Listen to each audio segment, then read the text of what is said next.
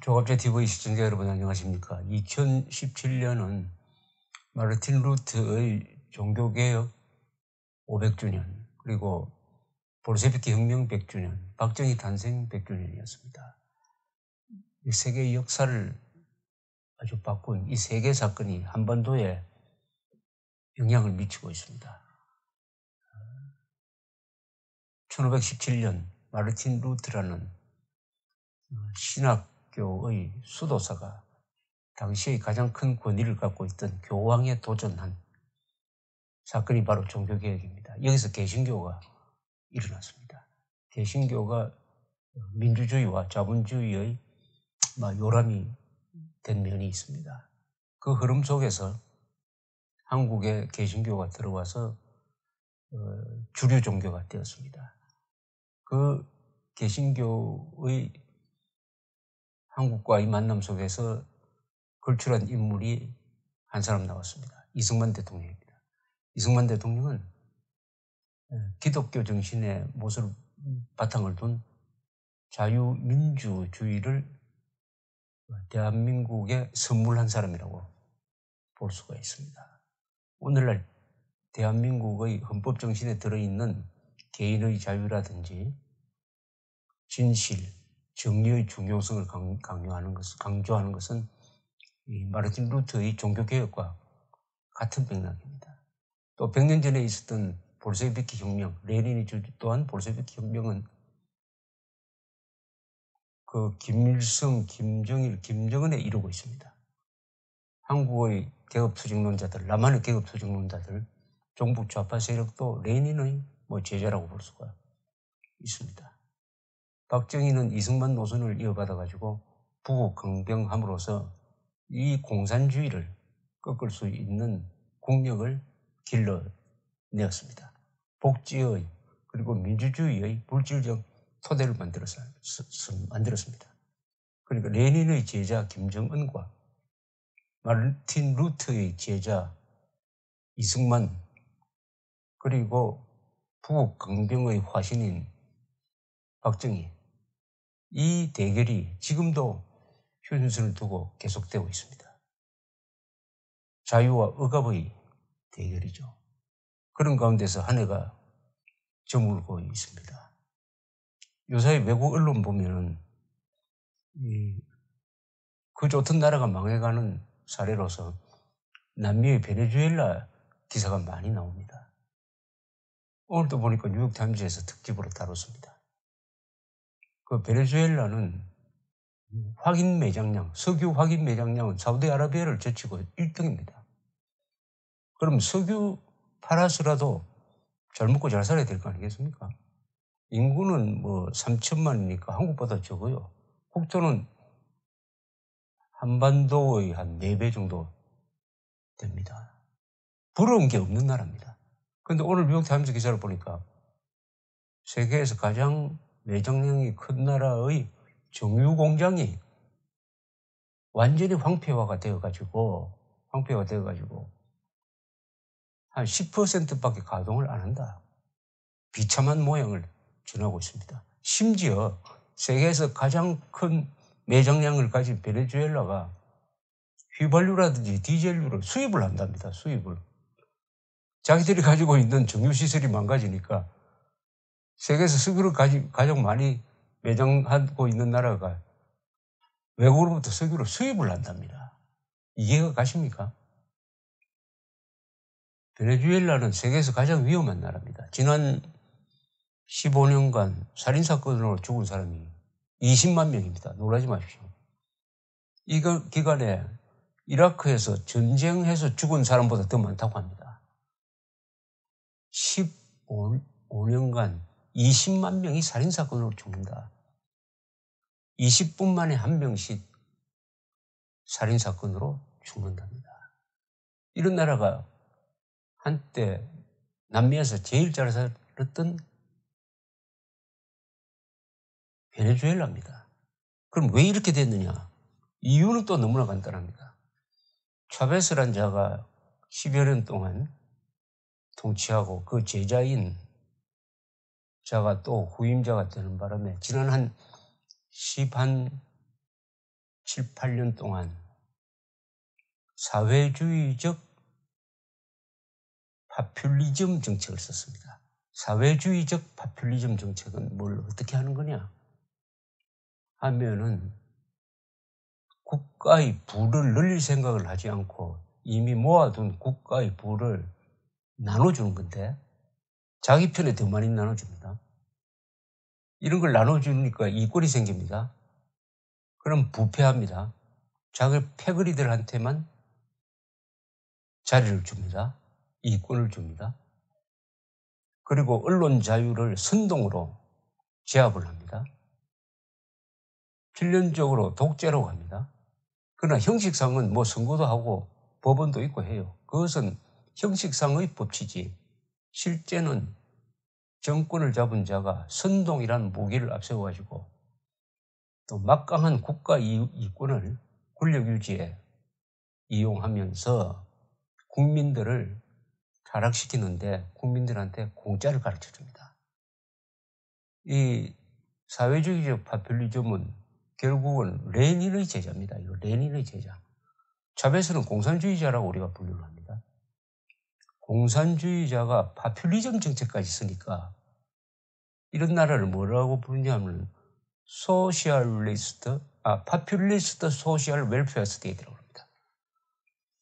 인기 영합의 사회주의적 복지국가다. 그러니까 인기 영합을 위해서 복지를 마구마구 증대시키는 것이죠. 그러다 보니까 생산보다는 소비를 더 많이 하는 나라가 됩니다. 부패하게 됩니다. 이렇게 되면은 노동자가 좋아질 것 같은데 천만의 말씀입니다. 지금 베네수엘라에서 제일 고통받고 있는 사람들은 가난한 사람들입니다. 심지어 쓰레기통에서 음식을 찾고 있습니다. 신부들이 나서가지고 신도들한테 쓰레기통에서 음식을 버릴 때 누가 죽어갈지도 모르니까 곱게 사서 버리라고 설교를 하고 있는 나라로 변하고 말았습니다. 작년은 GDP 성장률이 마이너스 18.6%입니다. 음식도 부족하고 식량도 부족하고 세계 최대 석유 매장국이 기름을 수입하고 이런 게 다 어디서 나왔느냐? 이념에서 나왔습니다. 잘못된 이념, 사회주의 이념으로 무장한 자들이 집권을 해가지고 그것을 정책화하니까 한국이 부러워하던 그 나라가 범죄가 많고 부패하고 독재적인 국가로 돌변하고 말았습니다. 이거 망하는데 딱 10년 걸렸습니다. 10년 걸렸습니다. 10년. 이 나라는 1800년대 초에 독립된 나라니까 민주주의를 경험한 역사가 우리보다 더 깁니다. 자원 좋죠. 그런데 이런 나라일수록 항상 반미 정책을 씁니다. 반미 정책. 왜냐? 반미 정책을 가지고 인기를 높이려고 그래요. 한국에서는 반일 정책을 써서 인기를 높이려는 세력이 많습니다. 반일 정책을 써서 반대로 상대방을 친일 많이 해서 친일파로 몰아가지고 많이 사냥하는 박정희까지 친일파로 모으는. 그러니까 한국엔 두 가지 신화가 있습니다. 하나는 김일성 항일 신화죠. 김일성은 제대로 된 항일 한 적이 없습니다. 제대로 된 독립운동 한 적이 없습니다. 좀 아주 역사의 희극이라고 그럴까요? 1940년에서 1945년까지 김일성은 소련군 장교였습니다. 그때 소련은 일본과 불가침 조약을 맺은 상태였습니다.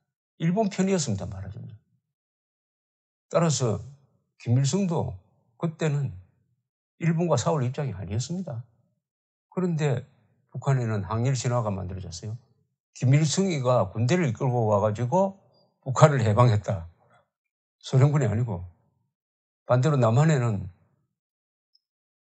애국자들을 다 친일파로 모으는 친일 신화가 만들어졌습니다. 친일 신화. 한국에서는 친일 신화, 북한에서는 항일 신화. 둘 다 이거 거짓말입니다.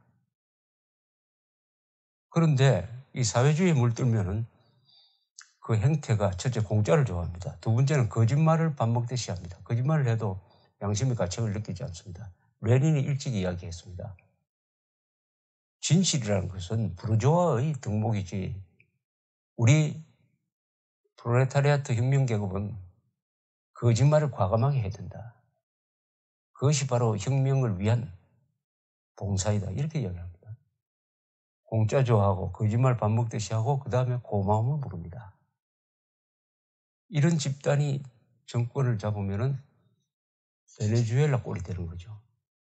고마움을 모르니까 정부가 가지고 있는 돈과 자산을 마구잡이로 씁니다.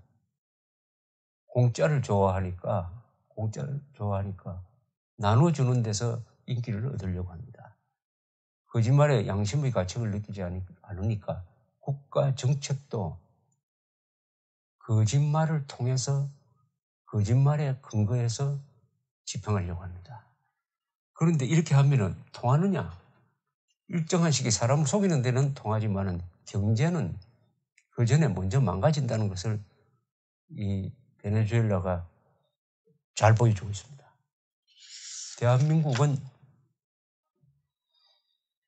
개혁투쟁론자들이 핵심이 된 정부가 들어섰으니까 앞으로 파퓰리스트 소셜 웰페어 스테이트를 만든다고 하면서 베네수엘라를 닮아가는 나라로 만들 가능성이 있습니다. 언론과 야당 그리고 정직한 국민들이 제대로 견제를 하지 못하고 검사, 판사가 심판자 역할을 게을리하면 그쪽으로 갈 가능성이 있습니다. 그래서 10년 뒤에 한국의 모습이 오늘날 베네수엘라의 모습이 되지 않는다는 보장이 없는 것입니다. 지금 한국의 종북 좌파 세력 중에서는 한 10년 전만 해도 베네수엘라를 모델로 해야 된다고 공공연하게 이야기하는 사람들이 있었습니다. 베네수엘라가 모델이다. 차베스를 근사하게, 이 나라를 망친 차베스를 근사하게 떠받드는 사람들도 있었습니다. 차베스는 누구의 팬이었느냐 하면은 체 게바라의 팬이었습니다. 체 게바라, 쿠바 혁명에 참여했던 의사, 아르헨티나 의사 출신이죠. 그러다가 나중에 남미에서 게릴라전을 하다가 사살됩니다. 그리고 신화가 되었어요. 체 게바라를 따라하자는 운동이 일어났고 그 중에 한 제자가 바로 차베스입니다. 차베스. 그런데 한국에도 체 게바라 인기 있습니다. 서울에 가면 체 게바라 전기도 있고요. 체 게바라라고 쓰여진 런닝샷을 입고 돌아다니기도 합니다. 체 게바라가 어떤 악영향을 남미에 미쳤느냐 하면은 반미를 해야 된다. 그리고 양극화를 해소해야 된다. 이런 것을 앞세우면서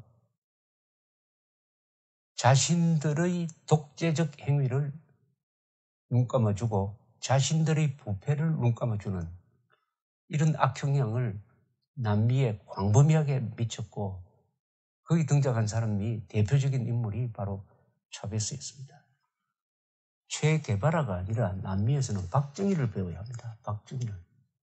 새마을 운동을 남미에 수출해야 되겠다는 생각이 들 정도입니다. 그런데 뒤늦게 한국에서 지금 정권을 잡고 득세를 한 이 세력이 지난 100년 동안의 실험에서 이미 국민들을 행복하게 만든다고 해놓고 사기를 쳐서 불행하게 만들고 약 2억 명을 죽인 그 실패한 사례의 대표적인 예가 베네수엘라인데 그 실패한 사례를 충실하게 따라가겠다고 하는 사람들이 드디어 등장했습니다. 아직 실패했는지 성공했는지 모른다. 이 정도면 또 봐줄 수가 있지만 이미 실패해가지고 북한에서 실패하고 소련에서 실패하고 동독에서 실패하고 루마니아에서 실패하고 짐바브웨에서도 실패하고 베네수엘라에서도 실패했는데 그 모델을 그냥 가지고 와서 한국에 좀 적용하겠다고 합니다. 이건 누가 좀 뜯어말려야 합니다. 감사합니다.